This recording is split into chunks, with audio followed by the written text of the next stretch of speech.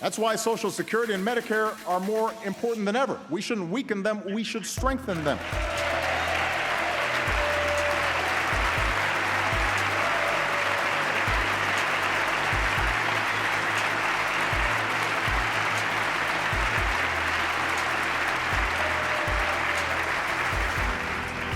And for Americans short of retirement,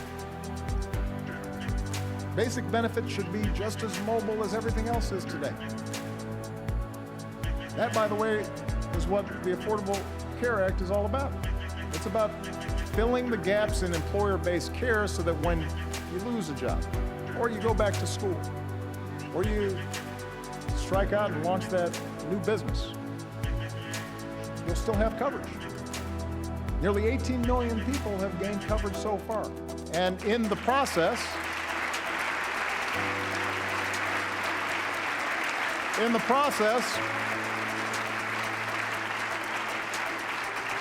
healthcare inflation has slowed, and our business... That's why we couldn't afford to not act fast and alleviate any or all the concerns of them with no coverage and more than a few bruises, cuts, and burns.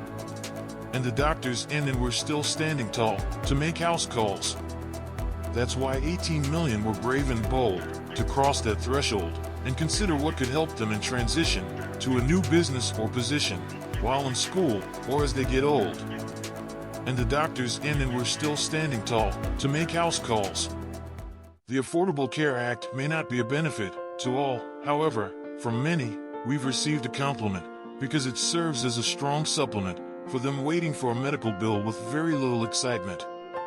And the doctors in and were still standing tall to make house calls. And since it became law, healthcare inflation has taken a vacation, along with the economy's hesitation and elevation. Now,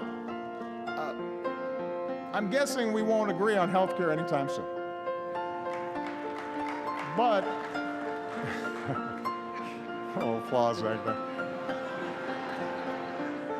Just a guess.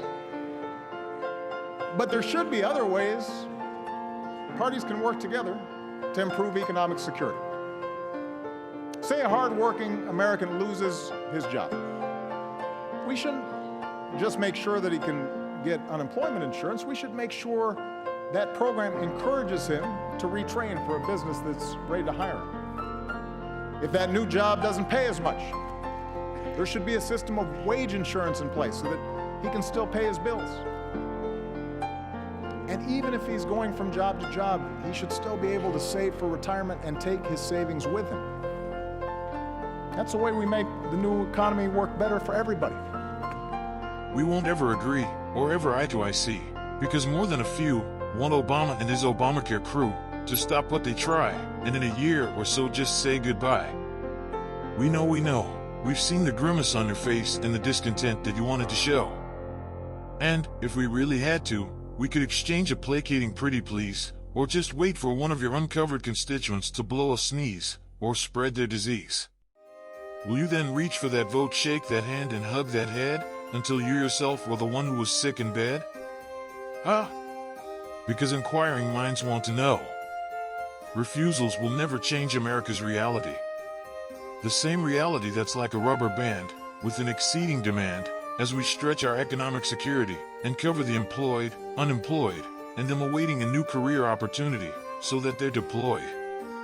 Like health insurance serves as an umbrella during a questionable time, a wealth-producing wage insurance should allow a person to keep paying on time and preserving every earned dime.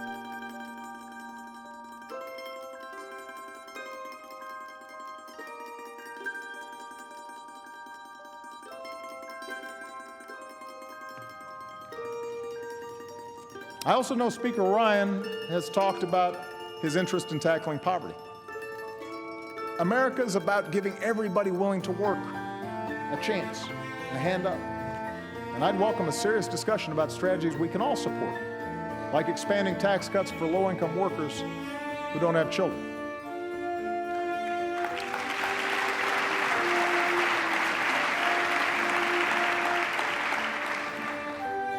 But there are some areas where we just have to be honest. It has been difficult to find agreement over the last 7 years. And a lot of them fall under the category of what role the government should play in making sure the system's not rigged in favor of the wealthiest and biggest corporations. And it's an honest disagreement. And the American people have a choice to make. Mr. Microphone, we welcome a discussion and are always willing to cultivate a chance to enhance the positive opinion or suggested strategies that'll peel back poverty like an onion. We want to offer single working parents the hand that'll reach lower, with a heart that's on fire by tax cutting higher, so America is filled with more buyers and sellers than barters and beggars. Got it. Good. Let's get it done. We must sustain the strength to safeguard a system that should equally share support among the greedy and needy. Got it. Good. Let's get it done. We must create a greater chance for a civil society and corporation to share a dance. Got it. Good. Let's get it done.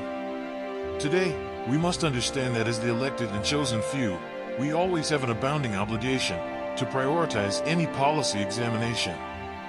Got it. Good. Let's get it done. We must reiterate the revelation, requiring an emendation to reveal a hidden segregation of profits and power that'll cause the last person standing to fall short in their last hour. Got it. Good. Let's get it done. I believe a thriving private sector is the lifeblood of our economy. I think there are outdated regulations that need to be changed. There is red tape that needs to be cut. There you go. Yeah.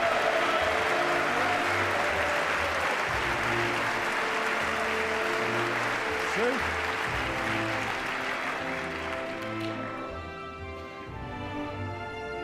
But after years now of record corporate profits, working families won't get more opportunity or bigger paychecks just by letting big banks or big oil or hedge funds make their own rules at everybody else's expense.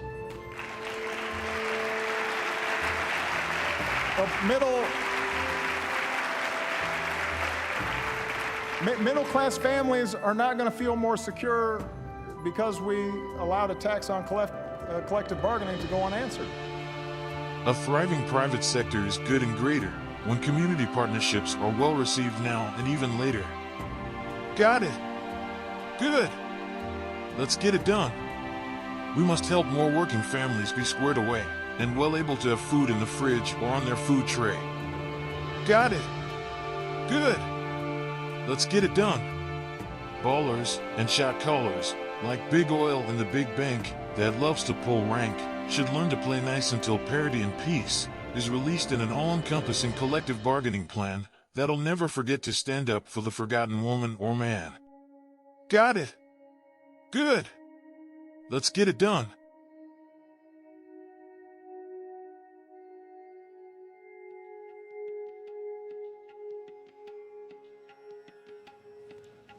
Food stamp recipients did not cause the financial crisis. Recklessness on Wall Street did.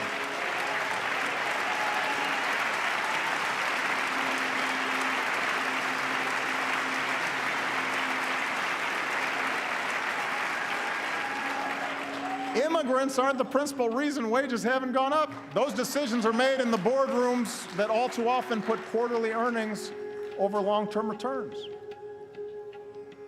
It's sure not the average family watching tonight that avoids paying taxes through offshore accounts. The point is, I believe that in this new economy, workers and startups and small businesses need more of a voice, not less. The rules should work for them. And I'm not alone in this. This year I plan to lift up the many businesses who figured out that doing right by their workers or their customers or their communities ends up being good for their shareholders. And I want to spread those best practices across America. That's part of a brighter future.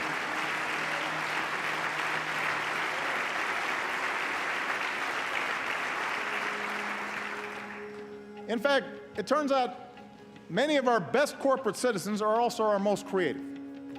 And this brings me to the second big question we as a country have to answer. How do we reignite that spirit of innovation to meet our biggest challenges? It's 2020 like clear that food stamps have always and will continue to feed, but they've never financially fed greed. It's 2020th and we're on it. Been there, done that, went there, and saw that.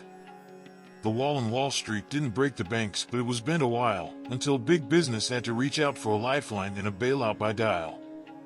It's 2020th and we're on it. Been there, done that, went there, and saw that. Americans require more equality, and liberty, and prosperity, and a lot more than the after effects of what Lincoln pulled out of his top hat. It's 2020th and we're on it.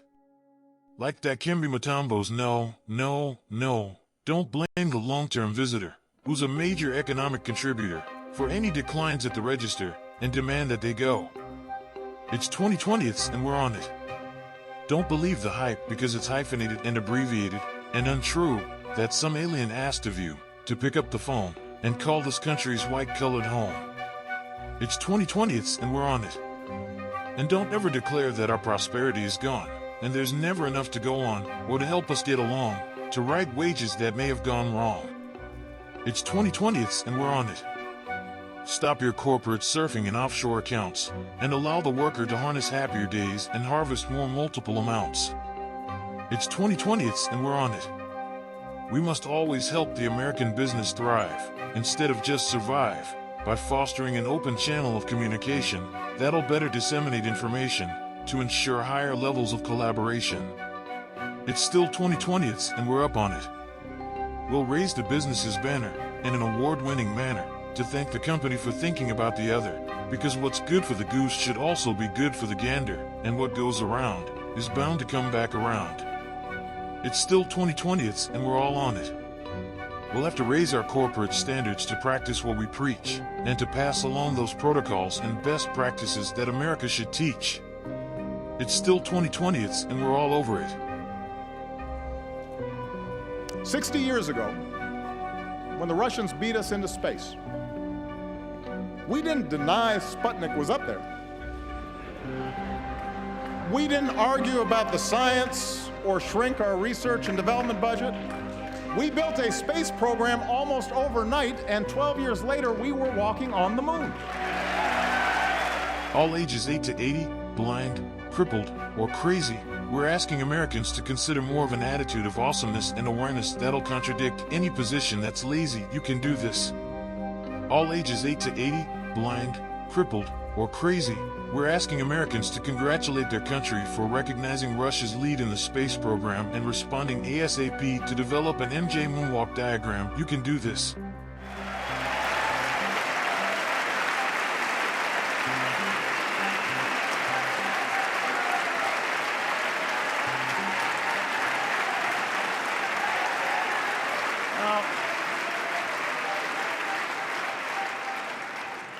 That spirit of discovery is in our DNA.